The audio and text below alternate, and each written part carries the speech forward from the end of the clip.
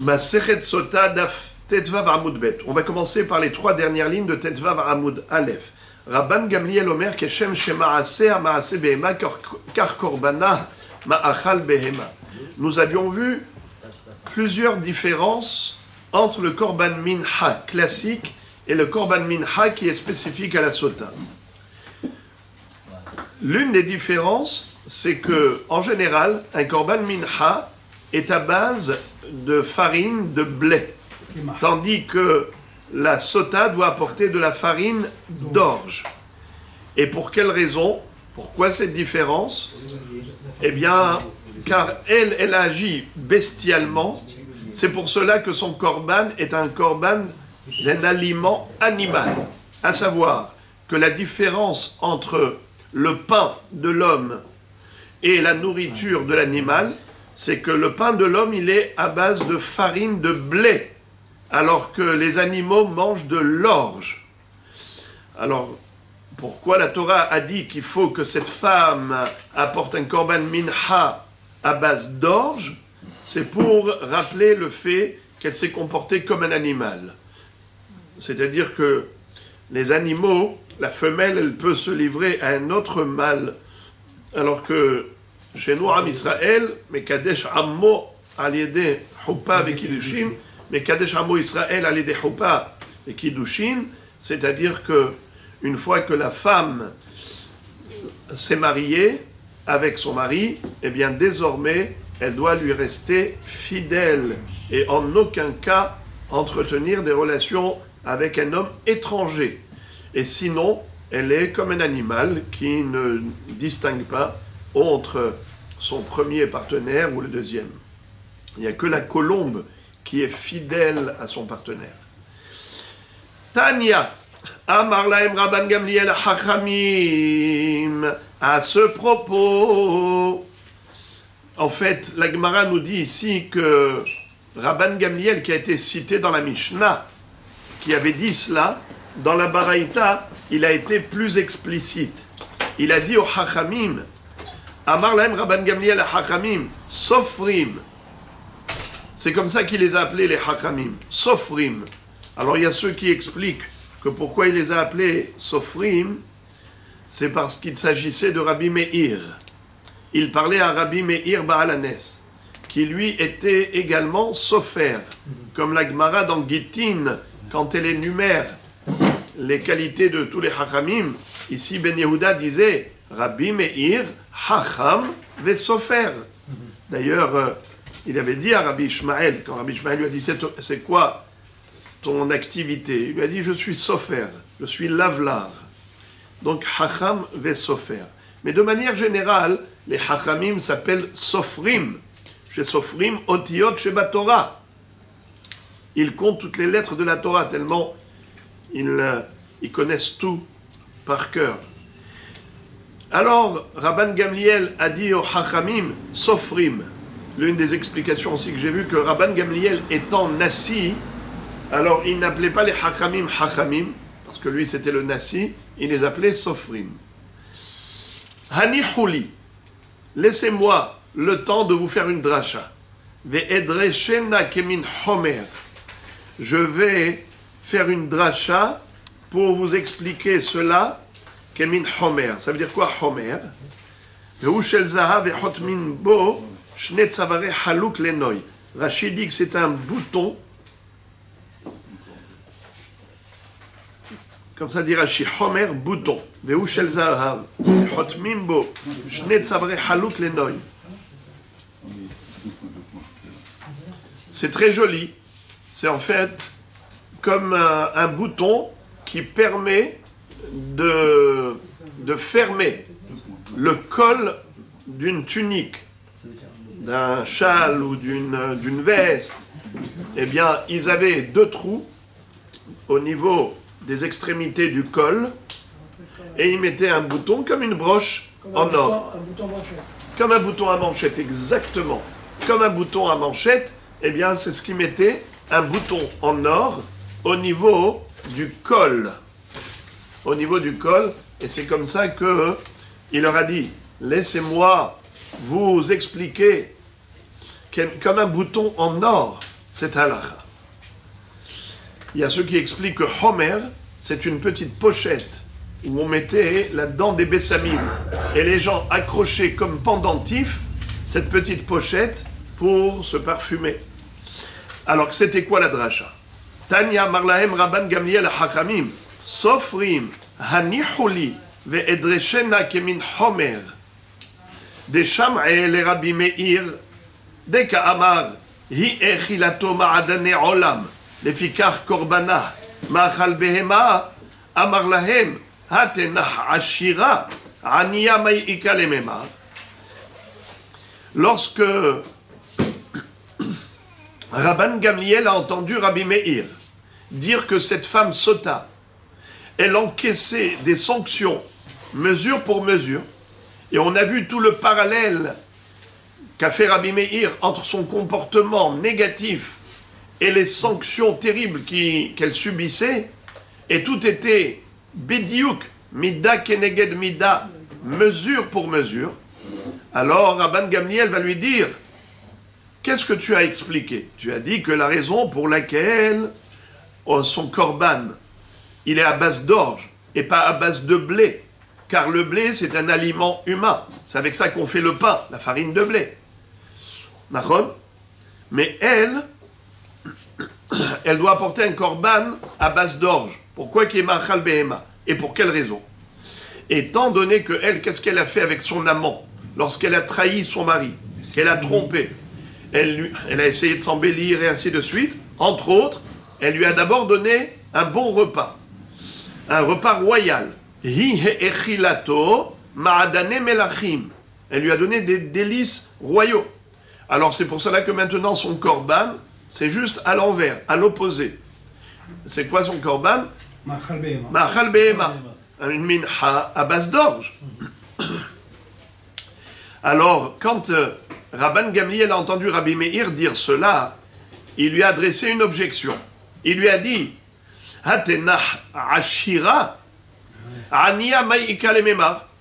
Si elle est riche, je peux comprendre qu'elle lui a offert un repas savoureux, royal. Mais si elle était pauvre, cette femme infidèle qui a commis peut-être un adultère, si elle était pauvre, elle ne pouvait pas lui offrir ma'adane melachim. Alors pourquoi son korban, c'est un korban à base d'orge? C'est pour cela que lui dit, alors ce n'est pas cela la raison. Et la keshem chez ma'aseha, ma'ase behema, car korbana ma'achal behema. Voici la vraie raison. La vraie raison, c'est qu'étant donné que son comportement était bestial, ainsi son korban est avec un aliment animal. C'est pour cela que kol amenachot ba'ot minachitin, chutz miminthat ha'omer u'minthat kenaot, shebaot minaseorim. Nouvelle Mishnah. Maintenant, nous allons parler de la boisson. Ce que le Kohen allait donner à boire à cette femme qui était soupçonnée d'avoir trompé son mari. Alors, d'abord, il allait effacer le texte de la sota, le passage qui figure dans la Torah, dans cette eau, qui était contenu dans un keli, et tout de suite, la Mishnah va rentrer dans les détails de ce breuvage, comment est-ce qu'il allait l'élaborer. Donc, non seulement qu'il fallait effacer le texte de la sota dans cette eau, mais il fallait aussi rajouter du afar hamishkan. Il fallait prendre du sable de la terre du Mishkan, ou du Beth Amikdash, et de mettre ça sur l'eau. Ça fait partie également de la procédure, de ce que devait faire le Kohen. On va voir ça tout de suite. Ça, c'est moins connu, mais ça fait partie du déroulement. Lisons la Mishnah. Hayam mevi peyale shel heres. Le Kohen devait apporter un verre d'argile, un verre en argile, pardon. C'est-à-dire que pour mettre de l'eau dans ce verre, ce n'était pas un verre de cristal ou d'un matériau important, c'était le matériau le plus ordinaire, à savoir pialé shel heres. Pialé, c'est en grec. Dans la langue grecque, pialé, c'est un verre en argile. Venoten letocha hatzilog maim minakior. Et il allait puiser de l'eau du bassin qui se trouvait dans le Beth Amikdash, ou dans le Mishkan. Vous vous rappelez, j'avais rappelé cette notion-là. Le bassin, il est fabriqué avec quoi? Avec du cuivre. Et d'où on a eu ce cuivre? Des femmes d'Israël dans le désert, qui avaient apporté cela à Moshe Rabbeinu, qui au début voulait refuser, parce qu'il avait dit, à quoi il sert le miroir? Le miroir de cuivre, il sert pour se faire belle, c'est du Yetzer Hara. Qu'est-ce qu'a dit Akadosh Baruch Hu à Moshe Rabbeinu? Kabel elu habibim ala yoter minakol. Sache que ce don des miroirs de cuivre qu'ont donné les femmes d'Israël, c'est le don le plus précieux à mes yeux parmi tous les dons d'Israël, plus que l'or. Pourquoi? Parce que c'est Marot Atzov Hot. Elles se sont servies de ces miroirs pour plaire à leur mari afin de donner naissance à une progéniture alors que les Égyptiens cherchaient à mettre fin à la démographie juive. Ce qui veut dire que Davka, ces miroirs bien utilisés, c'est la chose la plus sacrée.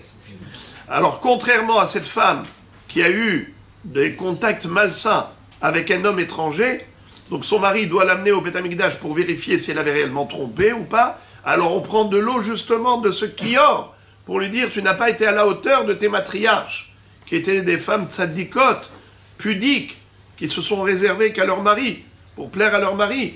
Eh bien d'ailleurs, comme on nous dit à propos de Shlomit Bat Divri, cette fameuse fille d'Israël, qui était la femme de Dathan, d'ailleurs nous dit le Midrash, qui a été violée par un Égyptien, que c'était la seule et unique femme d'Israël qui a eu une relation avec un Mitzri, un Égyptien. Pourquoi? Parce que Shelomit, Bat Divri, elle disait Shalom, Shalom aux hommes, et Medaberet, Divri, Dibour, elle parlait trop avec les hommes. Et c'est comme ça qu'elle a entretenu des discussions, des conversations légères avec ce Mitzri, et c'est comme ça que finalement, il a souillé quand il a envoyé son mari au chantier de travail. Et Hachamim nous disent, Ahathi ou Pirsema Akatou, une seule et unique femme d'Israël qui a été souillée, qui a été avec un Égyptien, eh bien Pirsema Akatou, le Passouk l'a dénoncé. Ça veut dire que s'il y en avait une autre, eh bien la Torah en aurait parlé. Il n'y en a eu qu'une seule. Et ça c'est extraordinaire. Shivteya Edut le Israël. C'est pour cela qu'Akshbochou il a mis son nom comme signature pour témoigner de la pureté du peuple juif. Shivteya Edut le Israël. C'est quoi Shivteya? Yud et He. On voit Hare Uveni, Hashimoni, Halevi. Pourquoi on rajoute à chaque fois le Yud et le He? Shivteya. C'est pour dire, moi, Kadosh Baruch Hu, j'ai apposé mon nom pour signer et attester de la pureté de chaque femme d'Israël. Il n'y a pas eu de ta'arovet, il n'y a pas eu de mixité.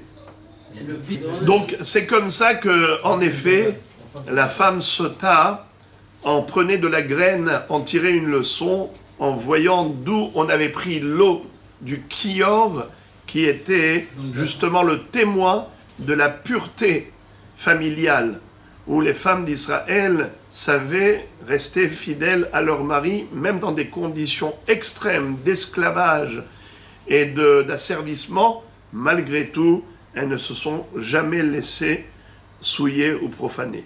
Donc voilà comment le Kohen faisait. Hayam evi piale shel cheres venoten etocha hatzi log maim minakior. Il remplissait ce verre d'eau. Quelle était la quantité d'eau? Eh bien, c'était Hatsi log. Qu'est-ce que c'est qu'un log? Log, c'est l'équivalent de 6 œufs. Le volume de Shisha Betzim, c'est un log. Alors, Hatsi log, c'est l'équivalent de 3 œufs. Rabbi Yehuda Omer, Revi'it. Rabbi Yehuda n'est pas d'accord. Il dit que c'est la moitié de Hatsi log. C'est Revi'it halog. D'ailleurs, à chaque fois qu'on dit Revi'it, les gens ne prennent pas conscience de cela, mais Revi'it, c'est quoi Revi'it? C'est un quart, mais un quart de quoi? Un quart, c'est toujours de log. Donc, c'est l'équivalent d'un 9,5, puisque 6 œufs divisé par 4, ça fait un 9,5. Betsa ou Mechetza. D'ailleurs, c'est 3 fois Kazaït. Dans un kazaït, il y a 27 grammes. Kabetza, c'est 54 grammes.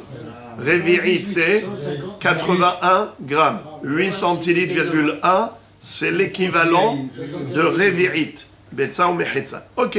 Alors maintenant, Mahloket Tanakama et Rabbi Yehuda, quelle était la quantité d'eau? D'après Tanakama, Hatzilog Maim. D'après Rabbi Yehuda, Revi'it. Nous verrons dans une Mishnah prochaine, dans la prochaine Mishnah, nous verrons qu'il y a une mahloket aussi entre Rabbi Yehuda et Hachamim, à savoir quel texte devait effacer le Kohen dans l'eau. Le passage de la parashat Sota figure dans parashat Nasso. Mais combien devait-il écrire? Est-ce qu'il devait écrire toute la paracha? Ou bien il y a des psukim sélectionnés? Nous allons voir, Be'ezrat Hashem, qu'il y a une mahloket, à savoir qu'est-ce qu'il devait écrire dans le parchemin qu'il allait effacer ensuite dans cette eau. Rabbi Yehuda, c'est lui qui est Memaret. Il va dire qu'on n'écrivait que certains psukim sélectionnés. Donc il y a très peu d'écriture. On ne va pas écrire beaucoup. Alors de la même façon que Rabbi Yehuda est en mahloket par rapport à l'écriture, est-ce que le ktab il est mu'at ou le ktab est meroubé? La même chose au niveau de l'eau. La mahloket ici entre Rabbi Yehuda et Tanakama, à savoir est-ce qu'on mettait beaucoup d'eau ou peu d'eau. Pour Tanakama, on met le double de Rabbi Yehuda. Eh bien parce que c'est proportionnel à l'écriture. Tu dois effacer l'écriture dans l'eau. Tu effaces beaucoup d'écriture ou peu d'écriture? Si tu effaces peu d'écriture, tu as besoin de peu d'eau. Si tu effaces beaucoup d'écriture, tu as besoin de plus d'eau. Comme ça, certains expliquent ce parallèle que fait ici la Mishnah en disant Rabbi Yehuda Omer Revi'it Keshem Shememaet Baktav Kar Memaet Bamaim. C'est pas juste un concours de circonstances, une coïncidence, comme par hasard Rabbi Yehuda il est Memaet dans le Ktav et il est Memaet dans l'eau. Eux ils disent, c'est Mefarshim, qu'il y a un rapport de cause à effet.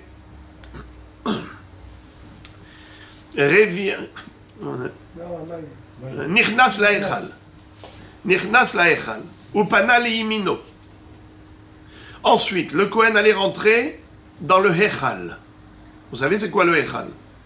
Donc nous avons, comme on a déjà décrit, quand on rentre depuis l'extérieur du Beth Amikdash, on rentre dans le Beth Amikdash, on traverse d'abord la Ezrat Nashim.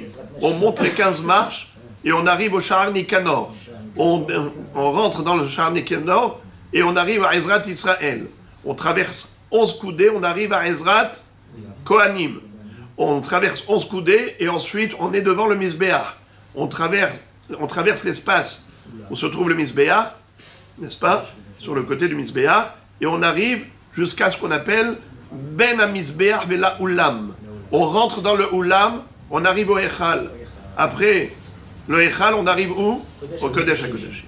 Alors dans le Echal, là où se trouvait à droite le Shulchan, à gauche la Menorah, il allait rentrer à droite, et qu'est-ce qu'il y avait à droite? Regardez ce que nous décrit la Mishnah. Nichnas laechal upana leyemino umakom ayasham ama al ama. Il y avait là-bas un endroit qui mesurait une coudée par une coudée. Vetabla shel shaish vetabarat aitak vo'aba. Il y avait donc un tableau, c'est-à-dire une plaque qui était en marbre, une dalle en marbre qui mesurait ama al ama, vetabarat aitak vo'aba. Et dans cette dalle de marbre, il y avait un anneau qui était fixé. Kshehu magbia, quand il tient l'anneau, il soulève la dalle. Notel afar mitarteha. Enlevez le vav. Enlevez le vav. Il ne faut pas lire notel. Parce que sinon on ne comprend pas du tout la phrase.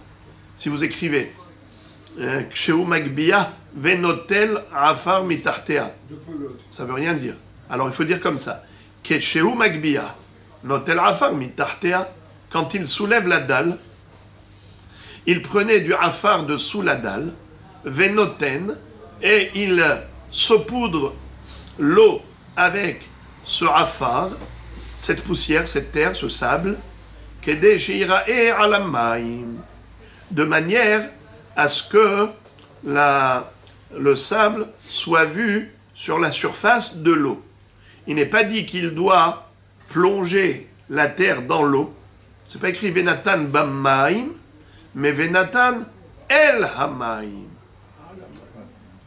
Donc c'est, comme ça dit Rashi, Midelokti Venatan bamaim ela el hamaim, mashma shelo yehe nivla betocham. On ne parle pas de terre qui était plongée dans l'eau. Shenemar umin ha'afar asher yeh bekarka ha'mishkan yikach hakohen venatan el hamaim. De quel pasouk la Mishnah le déduit?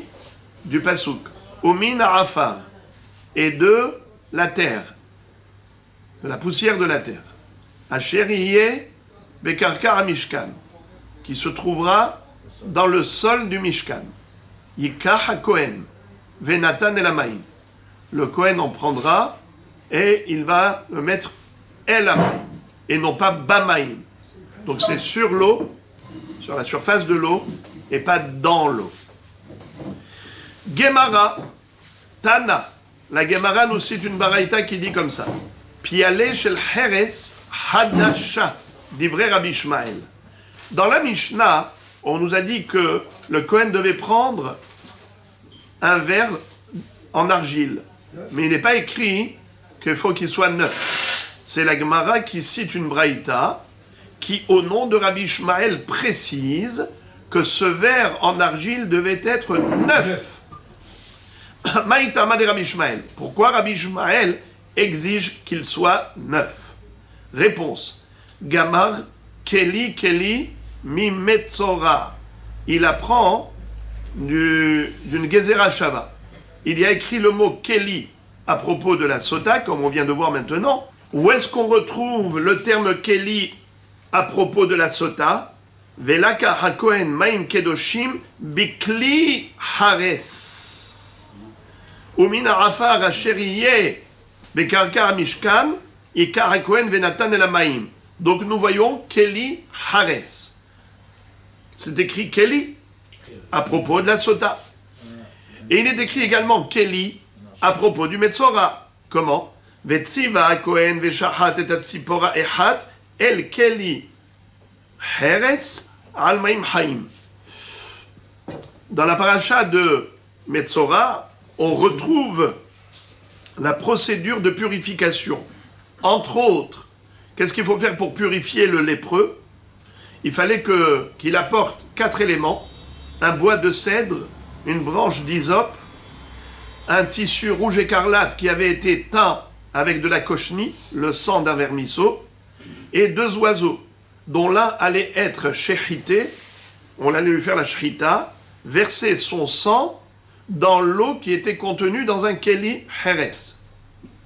Ensuite, le Kohen devait prendre ces 4 éléments, c'est-à-dire le bois de cèdre, la branche d'hysope, le tissu tolarat shani et l'oiseau vivant, survivant.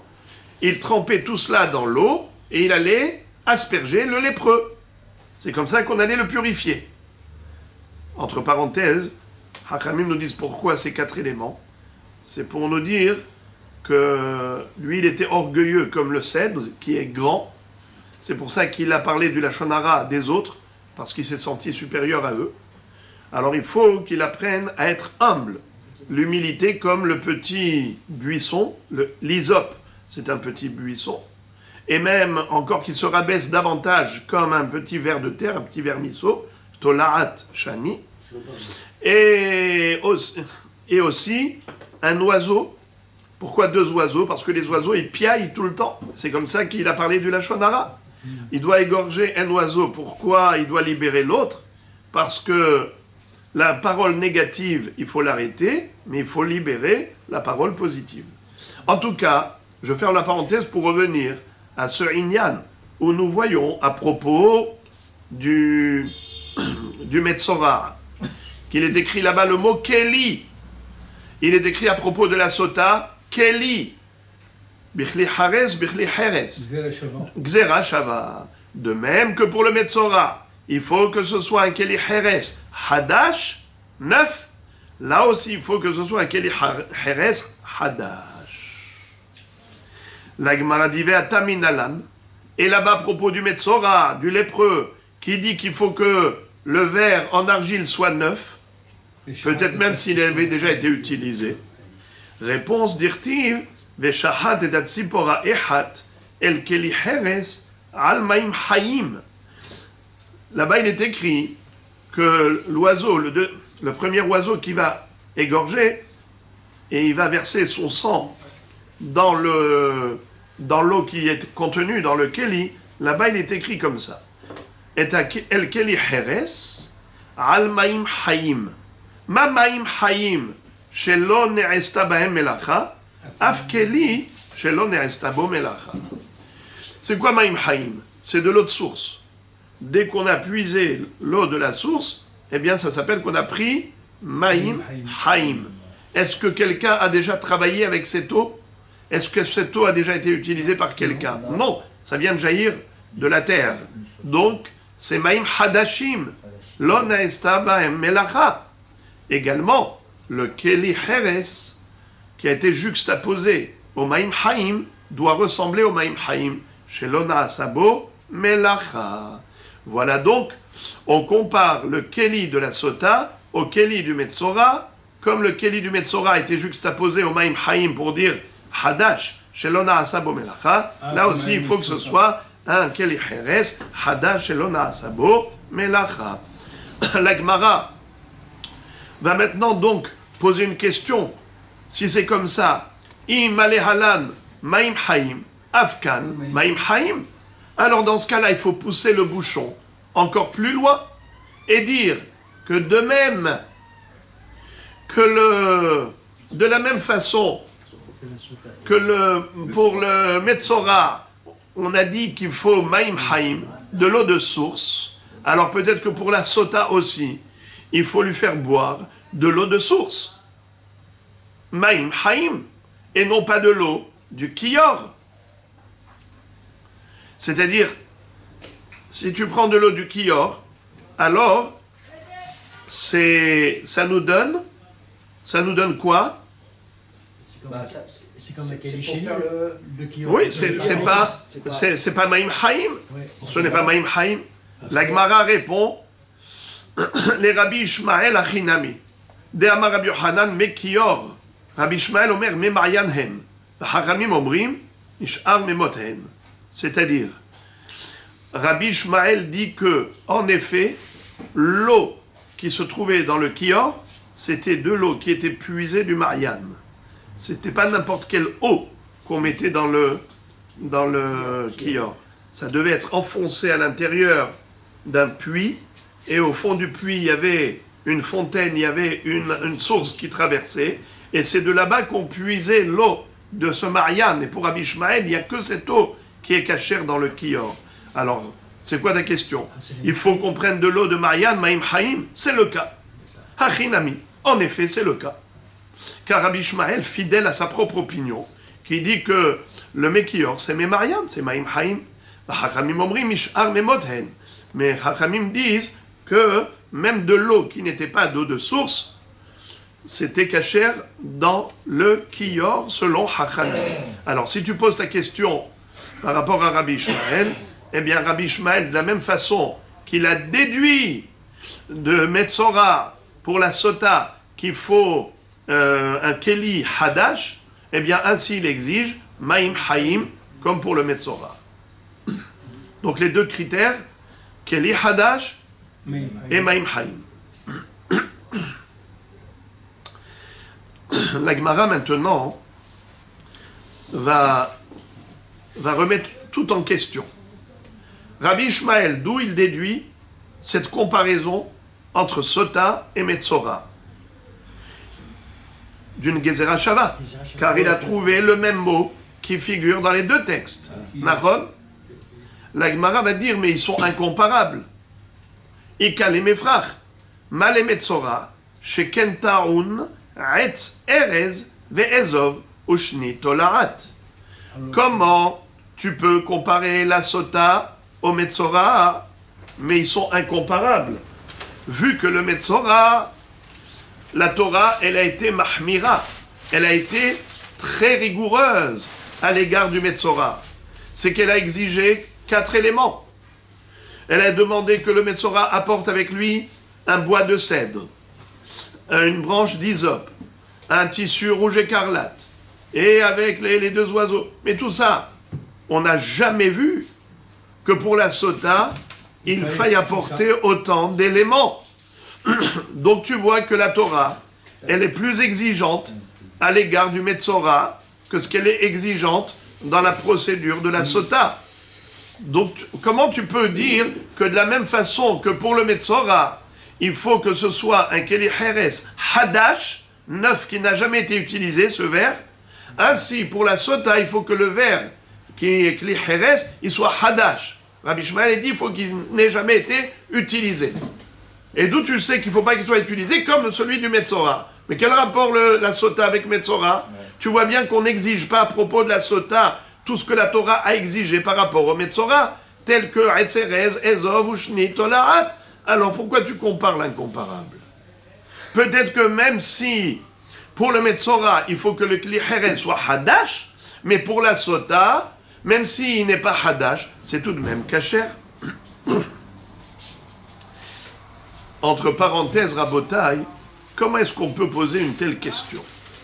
On a une règle, c'est que la Gezerah Shava, c'est quoi? C'est Halakha le Moshe Misinaï. On a reçu des mots qui sont analogues, c'est-à-dire, dans 2 sujets, tu trouves le même mot, pour faire une connexion, pour faire une analogie, et comparer. Alors, qu'est-ce que tu veux? Tu as des questions de logique, en disant c'est incomparable. Mais même si c'est incomparable, au niveau de la logique, la comparaison s'impose. Même si la comparaison n'est pas raison, mais elle s'impose, parce que c'est les 2 mots qu'on a trouvés dans les 2 sujets. Alors, qu'est-ce que tu veux? C'est quoi cette question-là? Mais on ne peut pas comparer la sota au Metzora. Mais la Torah veut qu'on les compare, même s'ils ne sont pas comparables rationnellement, mais on doit les comparer halachiquement. On peut prendre 2 règles aussi. Hein? Ça fera 2 règles. C'est-à-dire? La Gezerah Shava, 2 règles. Première règle, qu'il faut que c'est Keli Hadash et Mayim Haïm. Donc, est-ce qu'on fait la Gezerah Shava sur le Hadash ou Davka sur le Mayim Haïm? Non, la Gemara dit Bichlal ne fait aucune Gezerah Shava. Ne compare rien du tout. C'est ça la question de la Gemara. Comment tu compares 2 sujets qui sont incomparables? Tu veux comparer les dinim de Sota aux dinim de Metzora. Mais quel rapport? Metzora, tu vois, il y a là-bas par exemple le din de Etz Erez, de Shnitola'a, de Ezov. Et est-ce que ça tu as trouvé dans la Sota? Non. Alors pourquoi tu les compares? Ça c'est la question de la Gemara. Mais la question sur cette question, c'est comment on peut poser une telle question? Mais il y a une Gezerah Shava. Une Gezerah Shava, elle s'impose. Tu n'as pas besoin de dire qu'ils sont comparables, ils ne sont pas comparables dans la logique, mais ils sont comparables dans la halakha parce que la Torah veut que tu les compares. C'est pour ça qu'il y a 2 mots ici qui font la connexion entre les 2 sujets. Keli. Réponse, même dans les Xerot Shavot, il y a des règles. On a des règles. Il y a ce qu'on appelle Gezerah Shava Mufna, Gezerah Shava Mufna Mitzad Echad, Gezerah Shava Mufna Mishne Tzdadim, et Gezerah Shava She'ena Mufna. C'est-à-dire, pour que les mots communs servent de connexion, pour faire ce qu'on appelle en français un vase communicant, pour transférer toutes les halachot de ce sujet à ce sujet, pour appliquer cette comparaison, c'est seulement si il faut qu'il y en ait au moins un qui soit moufné. C'est-à-dire, s'il y en a un qui est écrit, soit le mot Keli qui figure ici, soit le mot Keli qui figure ici, il ne servait à rien que pour la comparaison. Alors dans ce cas-là, on dit les Médines ou Meshivin. On peut comparer, mais on peut réfuter la comparaison. Si ce n'est pas logique de comparer, on réfute la comparaison. Si c'est Moufne Mishnet Zdadim, ça veut dire que les 2 ils sont disponibles. Le mot Keli ici, le mot Keli ici, ils ne servent à rien si ce n'est que pour créer la Gezerah Shava. Dans ce cas-là, même si tu as des couchiottes, tes couchiottes, tu peux les garder pour toi. Nous, on ne tient pas compte de logique. C'est une comparaison que la Torah veut qu'on fasse et elle t'impose la comparaison, même si ce n'est pas raison, même si ça ne répond pas à la logique. Mais si ce n'est pas du tout moufné, ni ce mot ne sont disponibles. Ni dans Sota, ni dans Metzora, c'est disponible. Alors il n'y a aucune Xerashava dans ce cas-là à faire. Et c'est ça le Hiddush de Rabbi Ishmael. Rabbi Ishmael, il vient, contrairement à l'avis de Hachamim, il dit que la Gezerashava, on peut l'établir, même dans un cas où aucun mot n'est disponible. C'est ni celui-là qui est moufné, ni celui-ci il est moufné. Aucun n'est pas nouille. Aucun mot n'est disponible. Malgré tout, on peut comparer et faire la Xerashava. Sauf si c'est incomparable dans la logique, selon la logique. Si logiquement ce n'est pas comparable, alors tu peux réfuter cette comparaison. La Gezerashava ne pourra tenir que si c'est logique de comparer. Mais si c'est illogique, alors là, on réfute et on repousse la Gezerashava. Voilà pourquoi ici, bien qu'on a le mot Keli dans Metzora et le mot Keli dans Sota, ce qui nous permet de les comparer, mais à condition que ce soit comparable. Étant donné que, ici on voit que la Torah était mahmira dans Metzora, elle a exigé beaucoup de choses comme Erez, Tolat, Shani, Ezov, choses qu'elle n'a pas exigé pour Sota. Alors là, je ne comprends pas comment Rabbi Ishmael, tu veux dire que comme pour le Metzora, il faut qu'il y ait Heres Hadash, ainsi pour la Sota, il faut qu'il soit Hadash. Mapitom Hadash, mais peut-être que la Torah n'a pas été exigeante à l'égard de la Sota, comme à l'égard du Metzora. Donc le mot disponible à propos de la Gezerashava, ça veut dire que c'était inutile, on pouvait le comprendre déjà tout seul. Or ici, pourquoi ce n'est pas disponible? Parce qu'il fallait bien nous dire qu'il faut prendre un Keli. C'est écrit Vela Karakoen Maim Kedoshim Bikli Hares. Comment tu vas prendre les Keli quoi? Avec la main? Peut-être que c'est avec la main. D'où tu sais qu'il faut que ce soit Bekeli? Donc il fallait l'écrire. Quand on t'écrit une chose une seule fois, donc c'est nécessaire pour le sujet. Pareil pour le Metzora, pareil pour la Sota. Pour les deux, c'était nécessaire. Par exemple, pour le comment il s'appelle? Le Metzora. Il fallait bien écrire Keli Heres, sinon comment j'aurais pu le deviner? Quelque chose que la Torah écrit parce qu'il fallait nous l'enseigner obligatoirement, ça s'appelle non disponible. C'est nécessaire pour le sujet et ce n'est pas disponible pour autre chose.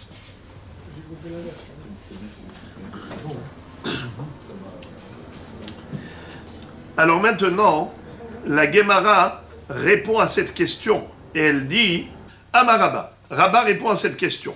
Amarkra bikli hares keli shamarti lecha kevar. Qu'est-ce que ça veut dire? Ici, la Torah nous parle avec l'article défini. Elle dit bikli hares. Velaka hakohen maim kedoshim bikli hares.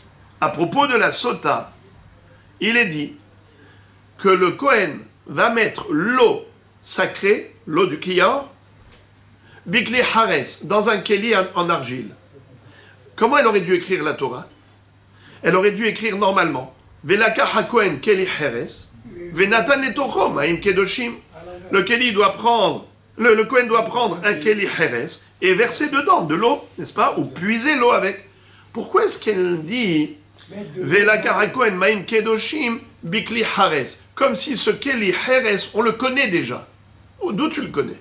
L'article défini. Ça veut dire c'est quelque chose qui est déjà connu. D'où on connaît? Parce qu'on l'a utilisé. Bravo. Non, on en a déjà parlé à propos du Metzora. Le fameux Keli Hares qui figure dans Parashat Metzora, tu le connais, le Keli Hares. Alors c'est de celui-ci que je parle. Pareillement, pour la Sota, avec le même Keli Hares, il va devoir faire ça. C'est-à-dire, un Keli, comme pour le Metzora, le Keli Hares, comment il est? Hadash. Ainsi pour la Sota, le Keli Hares doit être Hadash. Voici donc la réponse. Amarava loshanu ela shelo nit'akemu panav. Aval nit'akemu panav pesolim. Maintenant, on a dit que ça c'est Rabbi Ishmael. C'est lui qui exige Keli Heres Hadash. Mais d'après Hachamim, ça n'a pas besoin d'être Hadash, même si ça a déjà été utilisé. Mais à condition, nous dit Rava, que ce ne soit pas noirci par l'utilisation. Parce qu'à l'époque, on se servait beaucoup des tagines sur le feu, n'est-ce pas? Ou bien, par exemple, des veilleuses. On allumait la flamme de feu dans la veilleuse, et la veilleuse, elle était en argile, n'est-ce pas? Le nerf. Ou bien, par exemple, sur le feu pour cuisiner. Alors, ça s'appelle nit'akemu panav. Comment on dit en araméen noir? Ukma. Ukmi. C'est noir. Il ne faut pas que ce soit noirci. Même Hakamim qui tolère un keli qui n'est pas neuf, mais à condition qu'il ait sa couleur d'argile d'origine. Mais si ça a été noirci par le feu, ce n'est pas kasher. Maïtama, dumia de maïm, ma maïm shelo nishtanu, afkeli shelo nishtana. C'est-à-dire que dans le passouk il est écrit Velaka hakohen maïm kedoshim bikli hares. Maïm kedoshim, l'eau, c'est de l'eau naturelle qui n'a pas subi de transformation. Ainsi, le keli, c'est un keli naturel qui n'a pas subi de transformation. Bien qu'il soit permis d'utiliser un keli qui a déjà été usé, qui a déjà été utilisé, mais il ne faut pas qu'il ait noirci, qu'il soit noirci. Ba'erava, nit akemu verzira netor kipshana esh venit labenu. Mahu. Quel est le din si Béhémet le keli, il a noirci? Mais ensuite, qu'est-ce qu'on a fait? On l'a reblanchi. On l'a fait passer au kipshan haesh. Là où on fabrique les kelim en argile. Et on a tout fait pour lui redonner la couleur d'origine, un nouvel éclat. Est-ce qu'on va dire mi amrinan? Ça veut dire quoi mi amrinan? Mi amrinan. Le mot mi, c'est quoi mi? Alors je le rappelle juste pour vous dire, en araméen, c'est pas comme en hébreu. Mi, en hébreu, ça veut dire qui est-ce. Mais en araméen, mi, ça veut dire est-ce que. Mi amrinan, est-ce qu'on dira kevan de idhu, odilma, kevan de hadur. Est-ce qu'on va dire que ce keli, puisqu'il a été disqualifié à un moment donné, parce qu'il avait noirci, alors il est disqualifié définitivement, ou bien non, il a été disqualifié parce que sa couleur le rendait inapte. Mais maintenant qu'il a repris une nouvelle couleur, il a Hazar, la Tseva Shelo, Hadour, il est revenu à sa couleur d'origine. Hadour, alors il a été à nouveau qualifié pour la mitzvah. La Gemara va résoudre ce problème par la braïta suivante. Ta'ashema, Rabbi Elazar Omer, Etz Erez, le bois de cèdre, Ve'ezov, la branche d'hysope, Ushni Tolaat, et le tissu qui a été teint en rouge écarlate avec de la koshni. Sheifshil bahem kupato leachorav. Et il s'en est servi pour porter son, comment on appelle ça, son baluchon, pour porter son sac à dos. Psolin, ils sont désormais disqualifiés pour le Metzora. Le Metzora, on a dit pour le purifier, qu'est-ce qu'il fallait qu'il apporte? Ces trois éléments. Quel est le din si par exemple ce bois de cèdre ou cette branche d'hysope ou ce tissu lui ont servi pour porter quelque chose? Par exemple, vous voulez voir comment? Je prends mon bâton sur mon épaule et j'accroche dessus mon sac. Ou bien je prends une branche d'hysope et j'accroche dessus mon sac sur l'épaule. Ou bien un tissu, le tissu, je le plie en deux, je mets dedans mon sac à dos et je l'attrape sur mon épaule. Donc voilà comment l'un de ces trois éléments aurait pu servir pour transporter un objet. Est-ce que comment il s'appelle, le Metzora, quand il va venir au Beth Amikdash, est-ce qu'il a le droit d'apporter un Etz Erez ou Ezov ou Shnitolaat qui lui avait déjà servi pour transporter? Alors la réponse, c'est que c'est pas kasher. Naron, psulim. Qu'est-ce que... Ve'ahatam, hadre ou mifshete. Et pourtant là-bas, le tissu, ou comment il s'appelle, le bâton de cèdre, ou la branche d'hysope, tout cela, ça avait servi, et c'est vrai que ça s'est peut-être un petit peu déformé, parce que le poids du baluchon, ça a peut-être un petit peu déformé le bâton de cèdre ou d'hysope, mais après ça, hadar ou mifshete, mais après ça, tu peux les redresser et leur redonner l'aspect initial d'origine. Et pourtant, ce n'est pas cachère pour le Metzora. Eh bien là aussi, le Kéli qui était noir, qui ensuite tu as redoré le blason, c'est-à-dire tu lui as redonné un aspect normal à ce verre d'argile, eh bien il devrait être pasoul, il doit rester pasoul. Il était pasoul, kevan chez nitha, puisqu'il a été disqualifié, il est disqualifié ad vitam aeternam. C'est une belle comparaison, les amis? Oui. Eh bien, la Gemara dit non. Hatam de iklouf. Et la Gemara dit, ce n'est pas comparable. Je peux dire que là-bas, quand la Braïta a disqualifié ces objets qui avaient servi au transport, c'est parce que quand tu transportes quelque chose de lourd, eh bien, il y a de l'usure qui apparaît. Et comment? Ça épluche un peu, ça retire l'écorce du cèdre, ça retire l'écorce du buisson de l'hysope. Et ça peut aussi retirer la teinte, du tissu écarlate. Ce qui fait que c'est irréversible. Voilà pourquoi ce n'est pas cachère d'apporter. Le Metzora ne peut pas s'en servir pour sa purification. Tandis que pour le verre qui a noirci et qu'ensuite on lui a rendu l'aspect d'origine, peut-être que oui, c'est cachère. Quelque chose qui est irréversible n'est pas cachère, mais quelque chose qui est réversible, peut-être c'est cachère. Donc, on n'a pas répondu à cette question. Et maintenant, la Gemara va se focaliser sur cette halakha que nous avions apprise dans la Mishnah, à savoir, Nichnas la hechal ou pana liimino. Vous vous rappelez? Qu'est-ce qu'il devait faire le Kohen quand il rentre dans le hechal? Il va à droite, et là-bas il y avait une dalle de marbre qui mesurait ama al ama, et il fallait la soulever pour prendre une poignée de sable du Mishkan, du Mikdash, pour mettre sur l'eau qu'il va faire boire plus tard à la sota. Alors la question de la Gemara, elle est comme ça. Maïtama, ça veut dire pourquoi est-ce que ceux qui ont construit le Mishkan, le Mikdash, ils l'ont mis à droite, à cette dalle-là. Pourquoi faire? C'est pour que le Kohen aille vers la droite.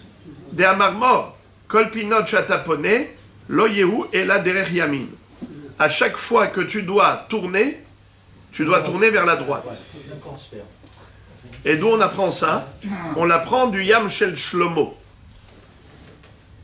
Vous savez c'est quoi Yam Shel Shlomo? Yam Shel Shlomo. Le bassin de cuivre qu'avait fait fabriquer Shlomo HaMelech dans le Beth Amikdash qu'il a construit. Eh bien, il y avait Shnem Asar Bakar.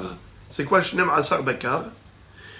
Il y avait 12 bœufs en métal qui étaient dans les 4 côtés des 4 points cardinaux. Au nord, au sud, à l'est et à l'ouest. Il y avait 3 de chaque. Et c'était sur leur dos qu'était posé le grand bassin en cuivre. Ce grand bassin-là, il mesurait Shloshim Amot. La circonférence était de 30 coudées. Le diamètre, il était de 10 coudées. D'ailleurs, c'est de là qu'on apprend le 3-14, le pi. En Bekitso, alors maintenant, qu'est-ce qu'on a ici? On a le Yam Shel Shlomo. Quand la Torah nous décrit le Yam Shel Shlomo, elle nous dit qu'il y avait Shlosha Bakar Tzafona. D'abord, il commence par nous dire qu'il y avait 3 bœufs au nord, ensuite au Ma'arav, ensuite au Darom, ensuite au Mizrah. Pourquoi elle nous a présenté de cette manière? Parce que quand tu rentres au Beth Amikdash, on rentrait de quel côté, on a dit? De l'Est. Bravo. Qu'est-ce qu'on a quand on rentre par l'Est? Qu'est-ce qu'on a à droite? Qu'est-ce qu'on a à droite? Le nord. Bravo. On a le Tzafon. Ensuite, on continue vers où? Vers l'ouest. Et après, on revient vers le sud. Et après, on sort par l'est, d'où on est rentré. D'accord? Si on veut faire tout le tour, je rentre par l'est et je fais tout le tour et je reviens à l'est. Alors, je fais d'abord le nord, l'ouest, le sud et l'est. Alors, pourquoi on nous a donné Bidiouk, ces orientations, pour nous apprendre un principe. Kol pinot sheata ponelo iyu ela yamin. Quand tu fais le contour du Yam Shel Shlomo, c'était comme ça. Eh bien, donc de là, tu apprends la règle. Comment est-ce qu'il faut toujours aller vers la droite? Parce que c'est de cette manière que tu vas vers la droite. Tu n'as pas été de l'est vers le sud, tu as été de l'est vers le nord. Donc c'est par la droite. Ok. Alors maintenant, quand tu rentres dans le Hechal, le Kohen il rentre dans le Hechal, il va à droite, il soulève la dalle et il prend de là-bas le sable. Makom ayasham, ama al ama, benotel afar mitartea. Tanu Rabanan, la baraïta que cite la Gemara nous enseigne une déduction du Pasuk. Elle nous dit comme ça. Umin he'afar asher ihye bekarka amishkan ikahako. La Torah nous dit de la terre qui se trouve dans le sol du Mishkan, le Kohen en prendra une poignée pour mettre dans le verre de la sota. Yachol yetaken mi bachutz v'yachnis. Pourquoi est-ce que la Torah avait besoin de préciser Bekarka à Mishkan? Parce que nous aurions pu croire qu'il est suffisant d'être metaken mi bachutz v'yachnis, c'est-à-dire on prendrait du sable de l'extérieur et on rentre à l'intérieur du Mishkan et c'est suffisant. Talmud lomar bekarka mishkan.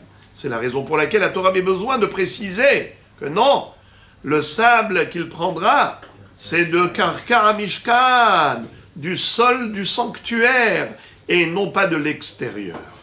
I bekarka mishkan, si la Torah n'avait pas écrit asher ihye bekarka mishkan, si la Torah avait écrit uniquement bekarka mishkan, alors yachol yahpor bekardumot. C'est-à-dire que si jamais, quand il a soulevé la dalle, il ne trouve pas du sable fin, c'est-à-dire de la terre qui est déjà ramollie pour pouvoir prendre de la poussière de la terre, s'il est obligé de prendre une hache et une pioche pour commencer à creuser afin d'arriver à de la terre qui est poreuse, effritée, du sable fin, eh bien, on aurait pu croire que oui, que s'il ne trouve pas de la terre meuble, alors il faut prendre des pioches. Yachol yahpor bekardumot. Eh bien, on te dit non. Talmud lomar asher ihye bekarka mishkan haketzad yesham have ensham tensham. Ensham tensham. What is it? Si tu trouves de la terre meuble et tu peux prendre de là-bas une poignée de terre, hinematov. Sinon, tu vas chercher d'ailleurs du sable et tu vas soulever la dalle, tu mets ce sable et tu recouvres avec la dalle et après tu relèves la dalle et tu prends ce sable. Ça veut dire que ça n'a pas besoin d'être de la terre qui était là à l'origine déjà. Même si tu as ramené ça mi bahutz, tu as amené du sable de l'extérieur et tu l'as déposé sur le sol du Mishkan quelques secondes, ça suffit un petit laps de temps pour que ça s'appelle Bekarka Mishkan. D'où on apprend de Asher Ihyeh Bekarka Mishkan. Car si la Torah voulait que ce soit absolument du Karka Mishkan d'origine, eh bien, elle n'aurait pas dit Asher Ihyeh. Elle aurait dit Asher Bekarka Mishkan. Pourquoi elle a dit Asher Ihyeh Bekarka Mishkan? Même celui que tu as porté de l'extérieur et que tu as laissé ici un petit moment.